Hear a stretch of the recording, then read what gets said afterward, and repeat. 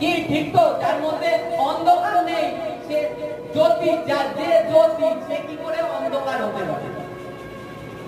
আমরা নিজেদের ভাবনা চিন্তায় ভুল নিয়ে এসে রেখে দিয়েছি অলরেডি।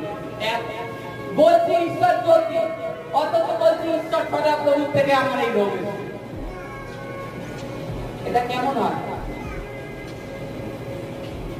আর এখন তো এমনই ভাবনা চিন্তা হয়েছে লোকে যে মানে ঈশ্বর রোগ ব্যাধি দিচ্ছে আর শয়তান ভালো করছে, এরকম একটা বিষয়। ঈশ্বর জ্যোতি, তিনি জ্যোতি আদিতেও ছিলেন, পৃথিবীর সৃষ্টির আগেও ছিলেন, এখনো তিনি জ্যোতি। তার মধ্যে অন্ধকার নেই, তার মধ্যে প্রেম আছে, দয়া আছে, শান্তি আছে, সুস্থতা আছে।